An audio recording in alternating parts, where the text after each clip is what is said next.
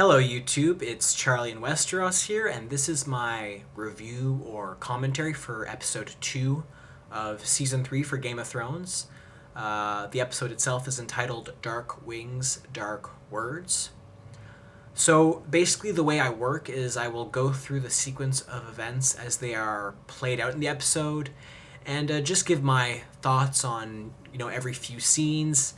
And by the end, I discuss what I'm hoping we can expect for the next episode, or what this specific episode can contribute to the season as a whole. So without further ado, I begin.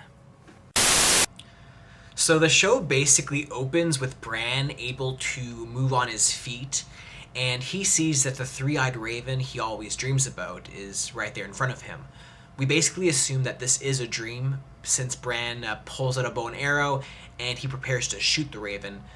But meanwhile, Jon and Robb are there to encourage him in a similar fashion as they did in the first episode of the first season, when the Starks were, of course, still together and united. Bran misses the shot, the bird flies away, and Ned Stark's voice is heard saying an equally memorable line from the first episode, and I quote from the first episode of the first season, "Which one of you was a marksman at 10?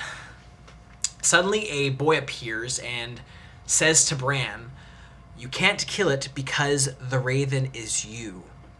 And then Bran wakes up. So when he wakes up, we see Osha and Hodor in a field with him. Osha is overall anxious. She doesn't want to hear about his dream with the raven, and she just wants to leave the windy field they were camped on because she says they are probably being followed, and the wall, which is of course where they're heading, is still far away. The next scene we have is Robb and Talisa in a house at Harrenhal.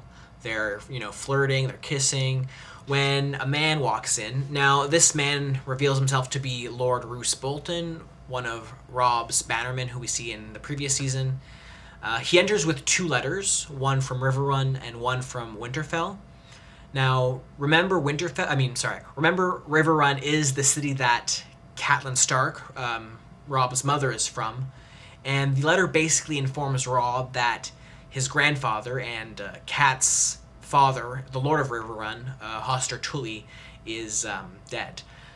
The scene then cuts again to an interaction between Robb and his mother, where Robb pretty much tells his mother that they will both go to the funeral at Riverrun, and he also informs her that from the letter from Winterfell that Roose Bolton's bastard, who led the army, had reached Winterfell, but the Ironborn were gone by that point, and that Winterfell had been put to the torch, and that both Bran and Rickon are naturally nowhere to be found. So Robb seems hopeful that they escaped, but his mother is naturally distraught.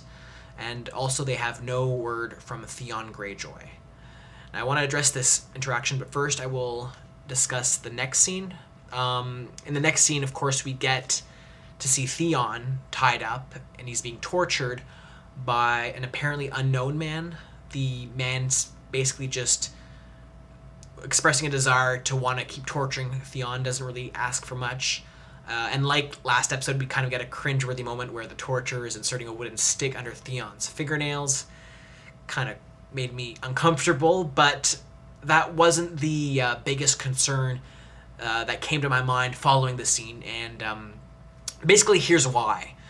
So remember in the last season, the Ironborn are prepared to surrender Winterfell to Roose Bolton's bastard by giving him Theon Greyjoy in exchange for their lives, from what we understand, and that's basically the last we see of them. The next time we see Winterfell itself, when Bran and Rickon emerge from hiding, is that it's burning, and we know something's amiss. The news that Robb received in this episode said that the Ironborn burned down Winterfell and that they fled. However, we know there was a large pro-North army ready to take Theon Greyjoy and Winterfell from the Ironborn in exchange for their lives. So something is clearly not adding up. The question that remains for the TV viewer is that if this supposed, pro-Stark army was there to retake Winterfell, then why did they assumedly burn it down? And why is Robb being informed that the Ironborn did it? And why does he not know what is happening to Theon? So I'm not going to dig any deeper because I know where all this leads to, but this is the information the episode provides for us at the moment. I mean, I guess maybe the Ironborn could have burned it down and then, like, snuck away. But then why not sneak away with Theon Greyjoy and, like, let him be... Or let him be tortured by somebody else. There's so many unanswered questions regarding this specific scene.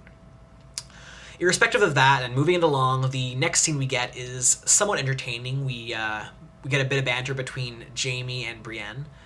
Brienne is still fulfilling her mission to Catelyn Stark, as she ordered, to bring back Jaime to King's Landing in the hopes of exchanging the Kingslayer, Jaime, for Robb's sisters and Catelyn's daughters, Arya and Sansa. As they walk, Jaime basically pries Brienne for information. You know, she, of course, says little. Eventually, he does drop a few nice little lines insulting Renly when he discovers that Brienne, in fact, served him, and that, of course, that she's not from King's Landing, or not from Winterfell, I'm sorry, because he's been there before and never noticed her, and she's kind of hard to miss. He comments on how Renly wasn't fit to rule. He basically calls him effeminate when he finds out that Brienne kind of likes Renly, sorry.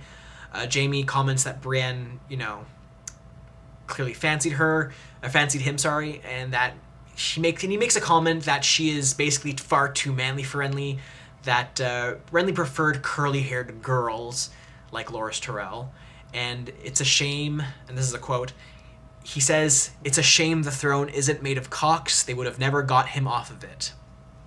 So of course this really, like, upsets Brienne. She gets super angry, she grabs Jaime by the head, but right when he says that line, he continues by saying that he doesn't blame him, Renly, or her, Brienne, either, that we don't get to choose who we love. And it's a rather touching moment in a way, because it's both, you know, it's both showing, I guess, sympathy for both Renly and Brienne, but it's also, of course, self-referencing, because we know that he is very likely thinking about his own incestuous relationship with his sister. Right after that moment, however, a farmer heading to Riverrun interrupts their, I guess, feud for a split second before he keeps on going. Jaime, however, gets a bit anxious. He thinks that the farmer has recognized him, and he's worried that the farmer will go warn people that Jaime is, you know, in this area. He also thinks that Brienne should go and kill the farmer, but of course she refuses to, because she's not going to, quote, kill an innocent man. So in the next scene, Joffrey is trying on a suit with his mother there, and he gets angry at the tailor's proposal of putting flowers on it, so he's clearly unhappy with something so pretty, I guess. Cersei asks Joffrey about his feelings for Margaery. He just comments on how she and her family will help him destroy, burn, and pillage the North. So he's just really expressing his ingrained bloodlust. Cersei then presses Joffrey again about how he personally or emotionally feels about Margaery. Joffrey does agree with his mother that Margaery is beautiful, but doesn't seem to think that Margaery's concern for the common people is very interesting. Joffrey basically gets really bored of the conversation. Cersei then starts painting Margaery as potentially suspicious, because she's attacking how Margaery dresses, why she married Renly, and so on and so forth. But Joffrey just dismisses his mother's thoughts, and the scene pretty much ends there. Now, there's some debates that have arisen about Joffrey's sexuality, but I will address this after I comment on the next scene we get of Joffrey in this episode. So moving it along, in the next scene, we get Sansa and Shea discussing Peter Baelish's desire to help Sansa.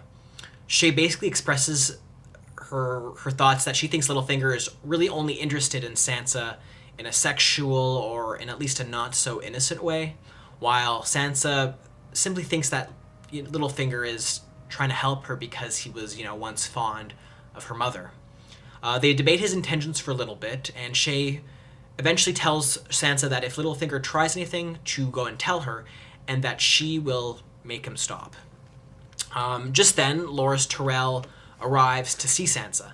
He tells her that his grandmother, Lady Olenna, and Margaery Tyrell want to meet with her in the gardens. So as Sansa and Loras walk to the gardens, she seems to, express some visible interest in Loras. And although, Loras plays the gentleman role, he doesn't really seem too interested in her. And of course, we all know why. Eventually, Loras leaves Sansa with Margaery and Olenna, and we get a nice scene with the three of them. And the scene is probably my favorite of the episode, in fact. I basically love the Lady Olenna. She's very blunt with her opinions of, Renly, Loras, and even her own son. She basically calls all of the men of her family oafs, and we finally get to the highlight of the scene, where Olenna starts to probe Sansa to tell them about how she feels about Joffrey. Lady Olenna asks Sansa if Joffrey's mistreated her. Finally, after some probing, Sansa does tell them, how it is. She tells them that Joffrey lied about being merciful to her father. She says that he made her watch her father's execution and his head on a spike, and pretty much calls Joffrey the monster that he is. It's a bit surprising, however, because Olenna is pretty much unfazed by Joffrey's behavior, and she responds with and I'll quote, she responds by saying, "Oh, that's a pity, and have no fear, Margaery shall be queen. Even so, we thank you for the truth." So again, I love this scene, and it's really one of those scenes that truly do the book justice, in my opinion. At this point, as a viewer, however, I don't quite know what to think of the interaction between Sansa and the Tyrells. For a moment, the way Lady Olenna pried to discover the truth of Sansa's opinion about Joffrey seemed to be as though she was, deeply concerned for Sansa's well-being. Yet by the end of the conversation, her tone has moved away from, quasi-concern to almost complete indifference. It would kind of hint that perhaps the Tyrells, or at least Lady Olenna, have some kind of agenda at work. And at the very least, we get to see just how, crafty that character is. And perhaps also where Margaery gets her own sharpness, as we come to find out in this episode. Anyway, moving it along, in the next scene we get is Robb marching to Riverrun. We see Robb talk with the Lord Karstark, who is another one of Robb's bannermen, and he's discussing with him the war, basically. Not too much is said, although the Lord Karstark does make one intriguing comment, and that comment is, I quote, "I think you lost the war the day you married her," in reference to Lady Talisa. Now, he's not very clear on what he means by this. However, we can assume that at the very least he's referring to the fact that Robb did throw away an allegiance with another lord, the Lords of the Crossing, because he was supposed to marry his granddaughter, one of the women in his family, in order for safe access to and from the north. So we then see Talisa and Cat talk. Talisa tries to approach Catelyn, who is a bit withdrawn at this point. Finally, Catelyn does open up somewhat, and she starts to talk about a time when one of Ned Stark's sons came down with a pox. Catelyn Stark reveals that the son was Jon Snow. She also admits that she prayed to the gods to make Jon Snow at the time contract the pox, and she prayed that he would die. When he finally did contract the pox, she says she realized that she did it out of, jealousy or spite for Jon's mother, with whom Ned Stark had that, affair. So, out of guilt, she then prayed to the gods to let Jon Snow live, and she also promised the gods that she would be a mother to him, and she would give him a true name, and raise him basically like a Stark. However, as we all know, she couldn't keep her promise, and she says that she feels because she failed in this regard, this is the reason why all the horrors so far since the beginning of the TV series have befallen her family. And because, in her own words, she could not love a motherless child.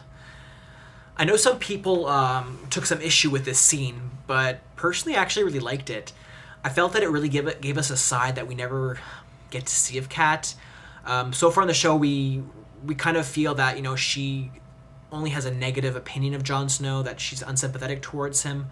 So this scene really makes us realize that her opinion of him is not, wholly negative. and in some sense, you know, it makes her more sympathetic and more relatable as a character. Irrespective of that, moving it along, we get the next scene where Jon Snow and Mance Rayder are interacting.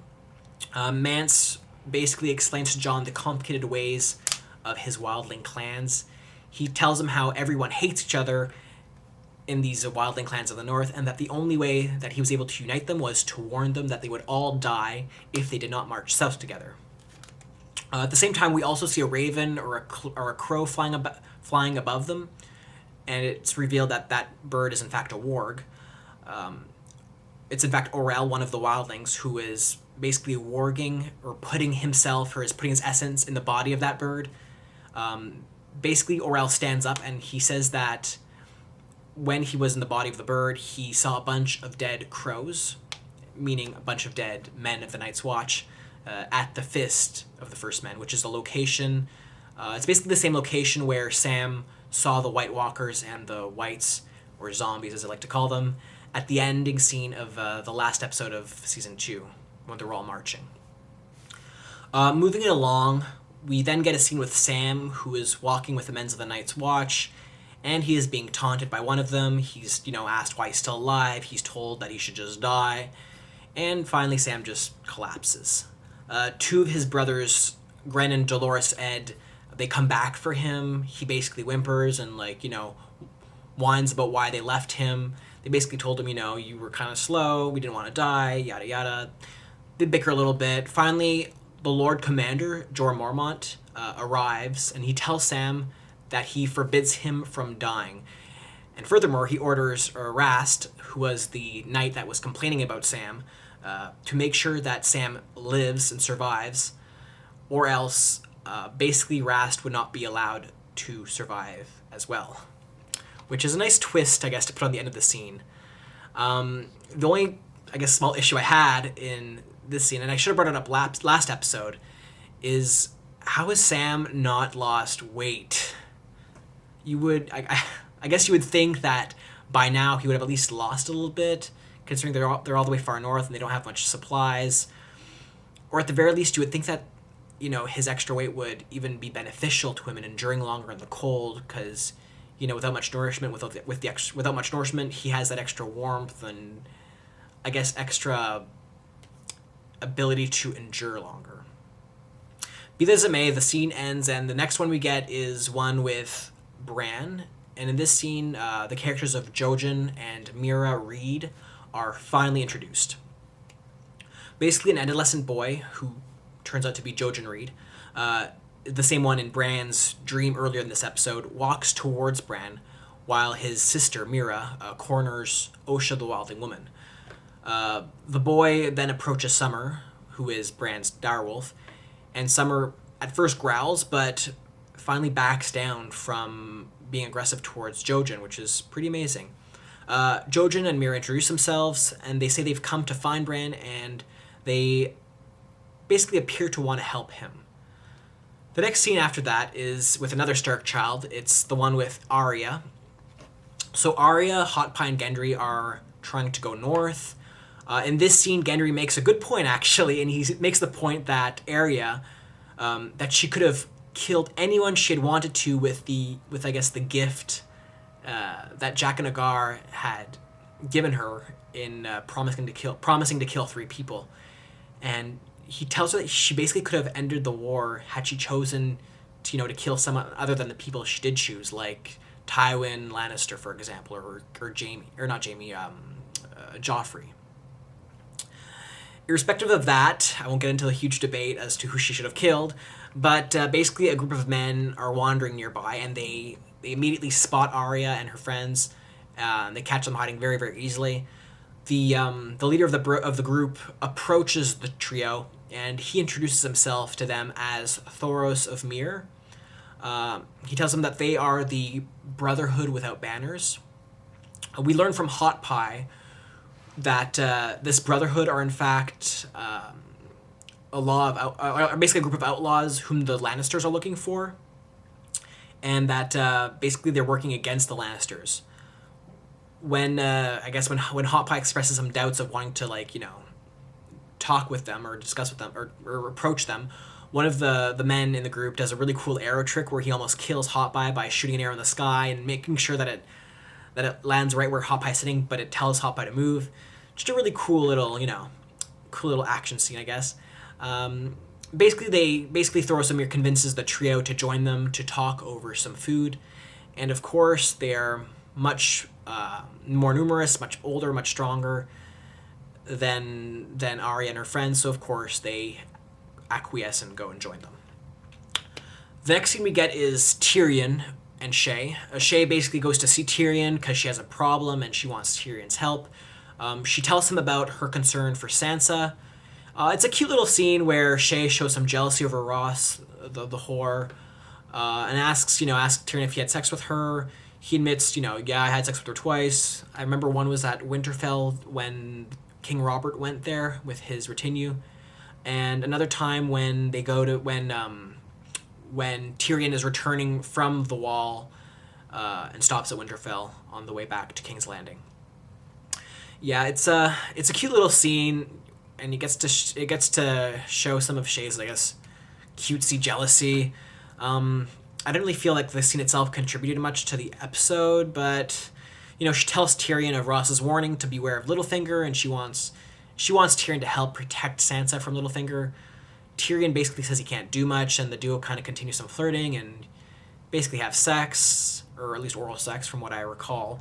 Although Tyrion does tell Shea that she has to stop coming to him since it is dangerous for her to be seen with him so openly. That scene ends. The next scene we get is a scene I really want to talk about. It's the one with Margaery and Joffrey. So in this scene, Joffrey says he's going on a hunting trip, but wanted to make sure that Margaery had everything she needs. Joffrey in this scene basically confronts Margaery about her relations with Renly. He asks her why she didn't succeed in having kids with him, really. Margaery plays innocent a bit, and she kind of says that Renly wasn't interested in the company of women. She says that whenever she tried to have children, he always had excuses, except one evening where he supposedly drunkenly suggested something, in her words, as indignant and that wouldn't result in children, which of course she's hinting at anal sex. Joffrey in response says that he would like to make that perversion punishable by death, and of course he's referring to homosexuality, or at least in some form. I think at this point I'm supposed to make a Westboro Baptist Church joke, but I won't even go there. So moving it along, Margaery, strokes Joffrey's ego a little more. She asks him how to use a crossbow. She plays the helpless woman. She asks if she can join him on a hunting trip. She keeps playing innocent. Finally, she says, and I quote, "It must be exciting to be able to kill something with a crossbow." He asks her if she could be able to do it, and she asks in response if Joffrey would like to see her kill, and he basically says yes. The scene as a whole is, I found it really creepy. Now, in terms of the debate on Joffrey's sexuality, there have been some debates online as to whether or not Joffrey is gay, based on Cersei's earlier questioning of Joffrey on his feelings about Margaery, where he kind of seemed disinterested, and again, in this scene, where he seems overtly and, I guess, unnecessarily revolted by the idea of homosexuality. Some seem to say that this is, the show hinting at Joffrey being gay and, heavily in denial. However, my personal thoughts are, at least for now, that he is in fact not a gay character, and I'll explain why. I felt that much of what we have seen of him so far strongly suggests that he is actually more of a sadist than anything else. He tortures prostitutes, and he seems to enjoy killing people. And in this scene in particular, the interaction between him and Margaery would also point in that direction. The feelings I have about Margaery so far is that she seems to be very good at reading people. She picked up pretty fast that Renly was gay last season, but approached him in a very obedient way. Just as in this scene, she brought up the notion of killing people as enjoyable, something that Joffrey responded to really positively, in fact. And basically that's the reason why I think his secret, inclinations are towards sadism as opposed to any kind of sexual orientation. Also, lastly, by the end of the scene, it looks as though he might be starting to like her, like he might be starting to be interested in Margaery herself because of how she, I guess, introduced the idea of torture and murder to him in a really quasi-seductive way that he found appealing. So basically, yeah, that's why I feel that Joffrey is in fact not gay, but he is a sadist. Moving it along, we get to another scene which continues this whole aspect of torture with poor Theon Greyjoy, who is still being tortured. The big question still remains, who is torturing him? The interesting thing about this scene in particular is that it doesn't matter how Theon answers the torturer's questions. He is basically punished no matter what he says. Given that he is admitting to almost anything, he's whimpering and he's quite literally saying almost anything he can at this point to get him out of his misery, out of his own pain. I can't really say much about this scene without spoiling anything for the series, but I will say that I'm really surprised we get a scene with Theon so soon. Furthermore, it's apparent that in this scene that whoever is torturing Theon either enjoys torturing as a general rule, or maybe just despises Theon to such an extent that he doesn't really care much about getting information from him. At the end, for the short scene, one of the men does stay behind, though, and he tells Theon that he is sent by his sister, Yara, to help Theon escape, and that he will come back for Theon later on. Moving along, the next scene we get is one with Bran and Rickon. So in this scene, we learn that Jojen can tell that Bran is a warg, that Bran can go into Summer's body, although Bran says he can only do so when he sleeps. Jojen tells Bran that he can learn how to do that even when he's awake. Jojen then speaks of the Raven dream that Bran had earlier, and he says that he was in fact there with Bran. Jojen also says that the Raven is something deeper than warging, and that in fact the Raven itself can see the past, it can see the future, and things that are occurring right at that moment, but elsewhere that could be thousands of miles away, which is pretty impressive. Jojen also reveals that when Bran dreamt of his dying father, when Ned Stark was executed, that Bran was in fact actually there watching the scene, and that Jojen also reveals that, of course, he has the same ability as Bran. We then learn that Howland Reed is Jojen's father, and this Howland Reed is a noble who saved Ned Stark's life during the rebellion against the Targaryen, years ago. In the next scene, we have Arya and her companions at the tavern with the Brotherhood without banners. The Brotherhood are surprisingly friendly with Arya, and they feed her and her friends. So all in all, everything seems fine between their interactions. There's no real concern. However, just as Arya is about to leave the tavern, a group enters with a captive, a really tall captive, and it turns out that the captive is the Hound, Sandor Clegane. For those of you who don't remember, last time we saw Sandor Clegane is when he had attempted to flee from King's Landing during the attack of the Blackwater. It seems like he's been captured by this anti-Lannister group. Of course, Sandor Clegane knows what Arya looks like, having seen her before, and he in fact does spot her and reveals her identity to the Brotherhood, and he asks, and I quote, "What are you doing with the Stark bitch?" Cliffhanger. So the last scene of the episode is one with Jaime and Brienne. Basically, they're on a bridge, and Jaime managed to nab one of Brienne's swords and free himself. They have a pretty epic duel. Brienne is doing incredibly well. But remember, Jaime Lannister is supposed to be an incredible fighter also. However, he is already incredibly weakened from being kept a prisoner for such a long time. He, undoubtedly isn't as strong as he once was, and it's kind of showing in his fighting. Basically, Brienne easily overcomes them, but right when she does, a group on horses approach them. It turns out that it's in fact Roose Bolton's men, who are, of course, bannermen to the King of the North, Robb Stark. Along with them is the farmer that Brienne let live earlier in the episode. The farmer clearly warned the Bolton's men of Jaime's presence, and it looks like they're about to abduct Brienne and Jaime and bring them back to Robb. And with that, the episode ends, and we are left with two really tense cliffhangers. Now, my thoughts for the episode were as follows. I was kind of sad that we didn't get any Daenerys, but in the preview, we see that she will be there next episode, and that she has actually reached a decision about whether or not to purchase the Unsullied, which, makes me pretty excited. We're still left with uncertainty concerning Peter Baelish, or Littlefinger if you prefer that name, his agenda with respect to Sansa, and also with who is exactly torturing Theon and why. In terms of Arya and her friends, as well as Jaime and Brienne, like I said, we are left with two really intense cliffhangers as to what will happen to them. Will the men without banners, or the Brotherhood without banners, who are, of course, fighting the Lannisters, be of help to Arya? Are they going to help her out? Or, do they have darker intentions for her now that they know that she's a Stark girl? And, of course, what will befall Jaime and Brienne? We get a glimpse of these events in the preview for next week's episode, so I encourage you all to check it out if you have not done so already.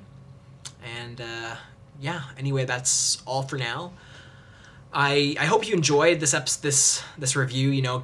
Please give me feedback, give suggestions, subscribe if you wish. I always appreciate comments, criticisms, whatever helps me out. So, that's all for now, and I will see you guys next week. Take care.